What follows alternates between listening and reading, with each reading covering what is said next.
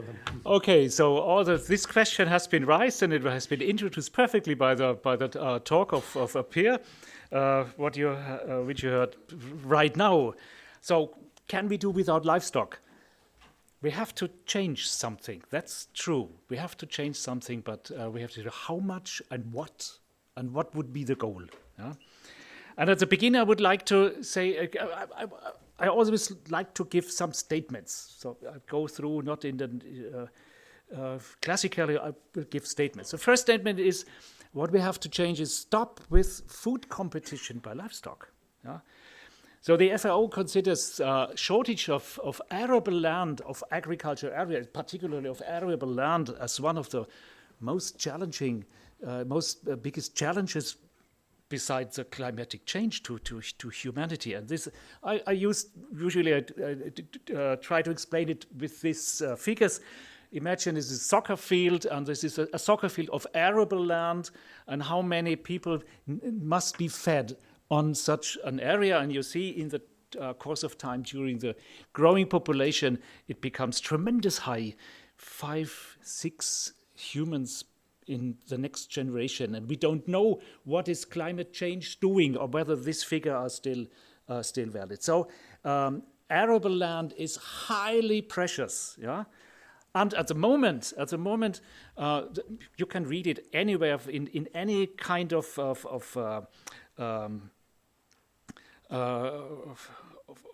green or of alternative communications that. Livestock production consumes around 1/3 of global harvest of cereals and corn, and more than 3/4 of global harvest of soybean. And this is basically human food. Yeah. So livestock consumes human food in a situation where we run into shortage of arable land, and this arable land often is associated, this use of arable land, with environmental.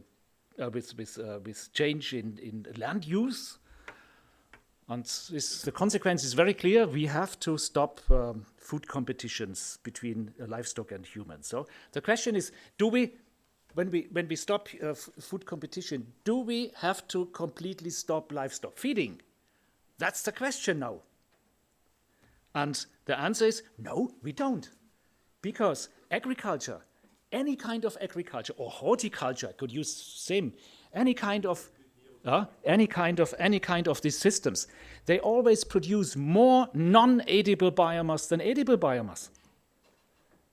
The system is always in that way, and I'll try to show it. Okay, let's look here. This is wheat production. On the left side, you have the wheat plant ready to be harvested, and what ends up as flour. It's only 1/3 of the biomass. So you lose 2/3 as non-edible. Most of it is lost on the arable land itself as straw, and a huge amount is also lost during processing after harvesting the products from the arable land. It is produced as a byproduct when we produce vegan food. And then we have grasslands. We have heard already this morning, we can distinguish between potentially arable grassland and grassland which is not arable at all. For example, Germany, figures 30% is definitely not arable. And we can fight whether it's 50 or 70% globally of the agricultural area is arable, whether or not. But most of it is not arable, and it produces non-edible biomass at all. Non-edible. Okay, and if you combine this, I give you here. This is our figures of Central Europe. We collected all the production system. How is the agricultural area used and what is produced out of there? And you see, can we look to this? Yeah. So we have 20% of the biomass which is harvested on average in these areas is coming from grassland. 1/3 is coming from is straw. So this is directly from arable land. Yeah. and 1/3 is harvested materials. Cereals, corn, legume seeds, whatever, harvested materials. And if we send all these harvested materials into production of vegan food, then we would lose 1/3 of it as byproducts. And these are perfect feedstuffs to animals, to livestock. So summarizing all of it, it comes out that under conditions of, for example, Germany, 1 kilogram of plant-based food entails at least 4 kilograms of non-edible biomass. And if you produce, for example, you produce in organic farming, you need much more fertilizer, you need much more of these grass clover mixtures on arable land. You introduce grassland into arable land to maintain fertility. This ratio is even much higher. It goes up to 1:6, 1:7. And I think globally, and Moté, you told already, globally it's even higher. It's maybe 1:6, 1:7. Yeah? So this is minimum. What is minimum produced, even if we want to live in a total vegan agriculture. 1:4. So this biomass must be circulated. It must come back into agriculture. We have to circulate because there are so many plant nutrients in this, bound in this: nitrogen, phosphorus, potassium, and so on. There are three strategies. We can leave it on the field, put all the byproducts on the field and let it rot. Or we make biogas out of it and we use the residues as fertilizer, or we feed it to animals and use the dung as a fertilizer. So rotting is inefficient because it releases the plant nutrients at any time during the year. This is, from the perspective of fertilizer management, highly inefficient, and therefore the harvest of plant-based food is low in the next year if you do this. You need a fertilizer you can store. Storage of fertilizer is key of this. And storage of these fertilizers is a key function for this. And there are several publications on this. If you apply a storable fertilizer, the nitrogen and the efficiency is higher, and also the harvest of plant materials is around double as much as if you would let the biomass rot. So from a perspective of producing vegan food, we need a highly efficient fertilizer management. We need the circulation of this biomass, and we need at least biogas plants or animal, and we have to collect the fertilizer. So what can we do with this material? What can we do with this non-edible food if we feed it to animals? Please remember, this is non-edible material. Non-edible material, it means that it is not competing with food for humans. And if you take all this material, let's say we have 1 kilogram of vegan food. It would be bread, for example. We have a certain amount of protein and kilocalories. And if you take this non-edible material you feed to livestock, then you can produce at least, let's say, it's easy to calculate, 3 liters of extra milk. Of course, you have to feed all the dry cows and the offspring. You have to feed all the system, the livestock system. But the net outcome is at least 3 kilograms of additional milk. And this brings you, in addition, at least 50% more protein, with kilocalories and 100% more protein, without competing for human food on the same spot of agricultural area. So that's the meaning. And you have the fertilizer which boosts the generation of plant-based food. So this is the system we have. Now one could say, okay, fibrous food, non-edible food, this is fed to ruminants, and the ruminants, they produce methane. We have already heard in the morning, we had a presentation on methane, and and the problems when in counting methane in terms of CO2 equivalents. So this is highly misleading. So this narrative, climate killer cow, it can be heavily misleading. First, some data. How many ruminants do we have at all? Yeah? This is the development of ruminants, of ruminant livestock from 1800 to until now. What we find, what we had in this area we call Germany at today. Yeah? So of course these were different kingdoms and so, but they have very precise. They have very precise data. Tax data on the numbers of animals. And you see that in that time, there were huge amounts of sheep. Of course, you need the sheep because you had to produce your clothes out of it. We had no cotton and we had no plastics in that time. Yeah? So a huge amount of sheep, and nowadays we have no sheep anymore. Almost no sheep anymore. Cattle, we have an increase in cattle, and now during these structural changes we are submitted to in the last decades, we have less cattle than in the year 1800. So the numbers of emitting ruminants is by far lower than in pre-industrial times, and it has been reported that also the absolute emission of methane is below pre-industrial levels. We have done our homeworks already. And then we have heard about the radiative forcing today, and this is a picture, this is an investigation of Austria. It's accumulating the radiative forcing since 1890 until now and longer. And you see that methane, that CO2 is the most relevant part of this warming, because it's living so long, it stays so long in the atmosphere, it stays hundreds, thousands of years, and methane has a turnover, a very quick turnover, and does not accumulate. It just has an equilibrium concentration, which is caused by emission at simultaneous degradation of former emissions. So it comes into equilibrium.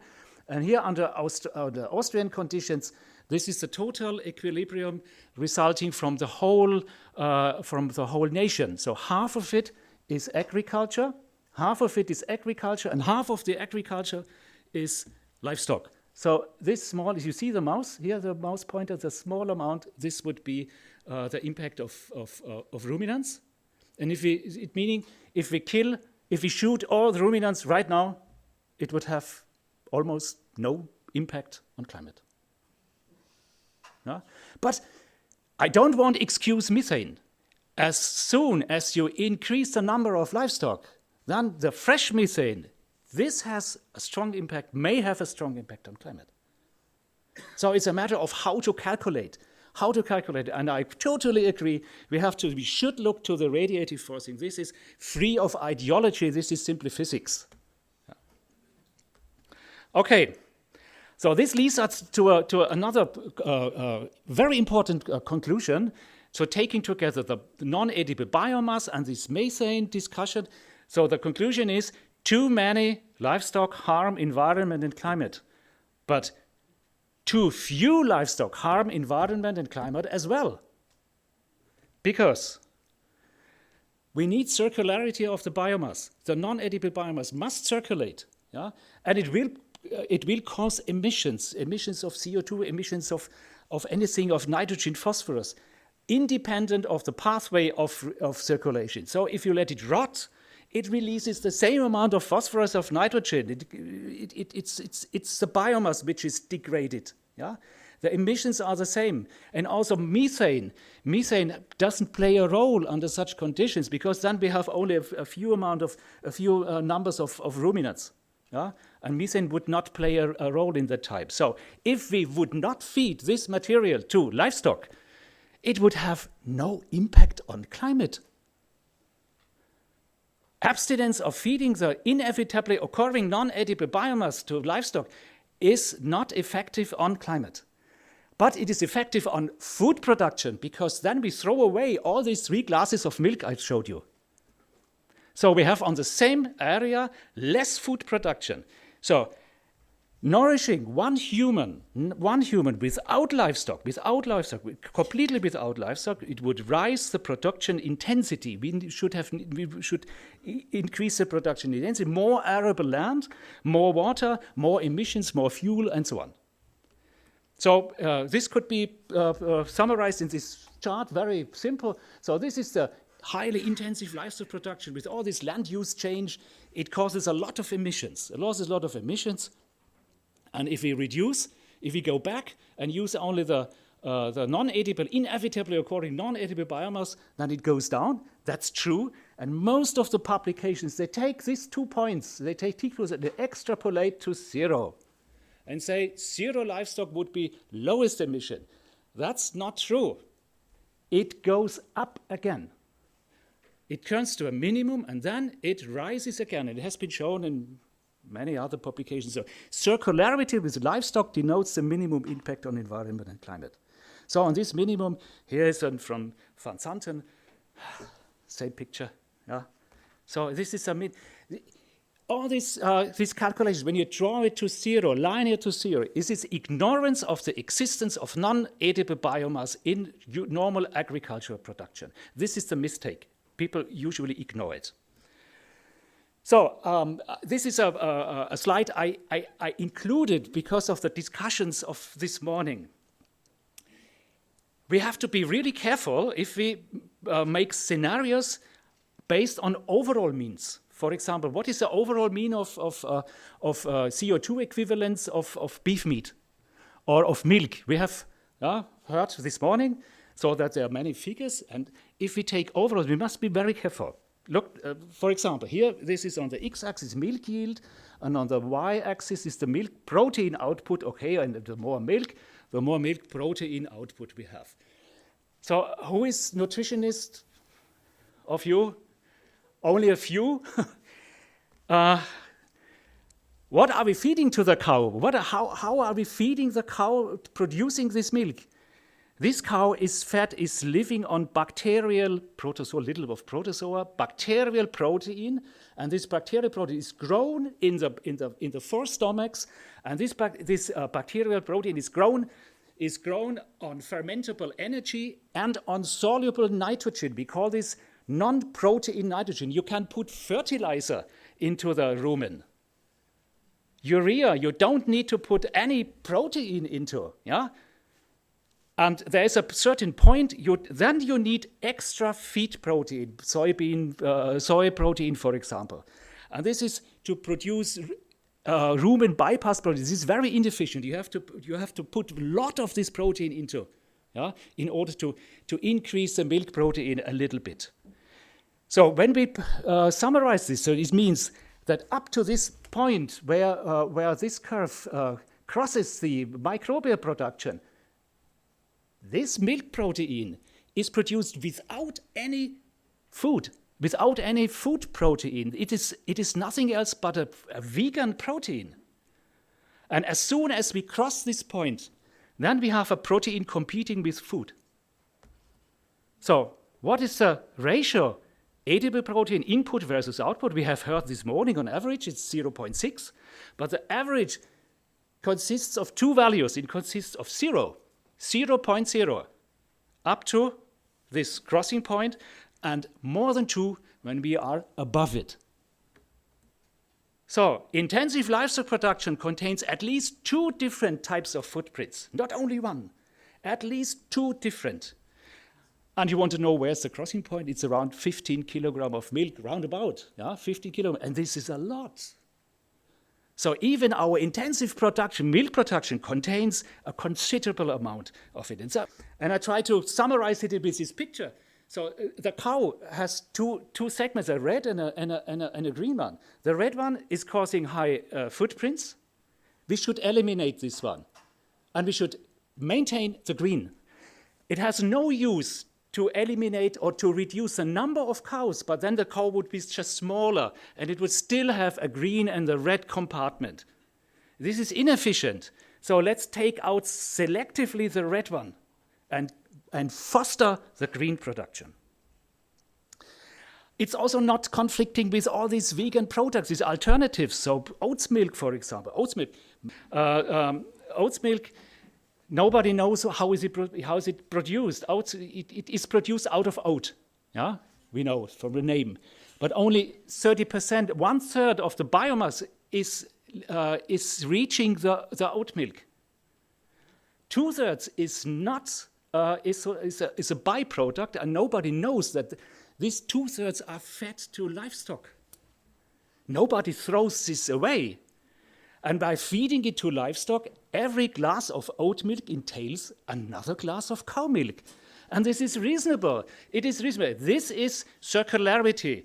This is the way where you make best use of the oat, and you use 100% of it. So it's not a conflict. So these parts of make use of the biomass, it is synergistically, because in the sum you feed the most people. Summary and outlook.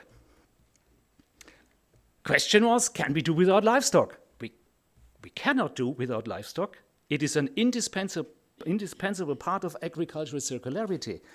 And nourishing humans with a minimum impact, this should be our aim. The minimum impact on environment and climate requires a local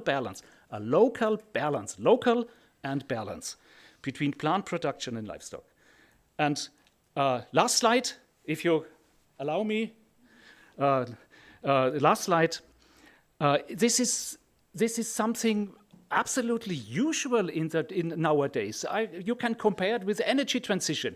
In energy transition, we want to get away from fossil energy, move to renewable energy. We have problems with quantity, with storage. Yeah, it has a higher price. And what is the reaction? The reaction is we have to increase the efficiency. So everyone kicked out all this old-fashioned bulb lighting in the room, and we use now LEDs and low energy light sources. Yeah? So for everyone, this is very normal, and the same we should do with livestock as well. We should avoid food competition and land use change, and we should focus on inevitably occurring non-edible biomass as something kind of renewable, automatically occurring food materials to humans. Of course, we have a problem with quantity and feed quality. We have a problem with food quantity and quality, and the price is higher. And what would be the consequence? We have to look to improve the feed efficiency. The feed efficiency optimizes feed value, for example, plant breeding on the feed value of wheat straw. There is a large variation. Why don't we focus on it? Feed value, feeding efficiency, and livestock management, and of course it has impact on the kind of animal-derived food we have. We will have almost the same ruminant products, but we will have much less poultry. So this is answering a question which was raised in this morning. So thank you for patience.